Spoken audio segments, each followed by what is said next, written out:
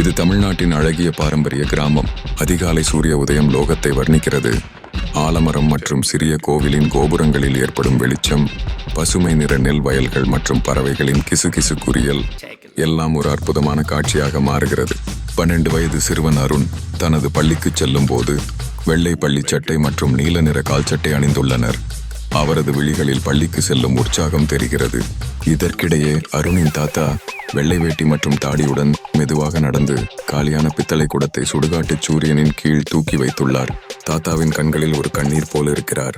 அருண் கவலையுடன் தாத்தாவை பார்க்க முடிகிறது. முரண்பாடான யுக்தியால் பாதிக்கப்படுகிறது, ஆனால் உதவிக்கேற்பார்வை உண்டாகும். அருண் தனது 4 நண்பர்களிடம் தாத்தாவுக்கு உதவ வேண்டும் என்று உணர்ச்சியுடன் பேசுகின்றான். அவர்கள் உறுதியாக ஏற்றுக்கொள்கிறார்கள். பழமையான கல் கிணற்றில் 5 பள்ளி மாணவர்கள் இணைந்து தண்ணீர் எடுக்கின்றனர். இது அவர்களின் ஒற்றுமையை காண்பிப்பது. தாத்தாவிடம் தண்ணீர் கொடுத்ததும் அவர் கண்களில் ஆனந்த கண்ணீர் வருகிறது. மக்கள் மொத்தமாக ஒன்றிணைந்து கிணற்றை சுத்தமாக்குகிறார்கள். இதன் மூலம் உண்மையான மகிழ்ச்சி காணப்படுகிறது.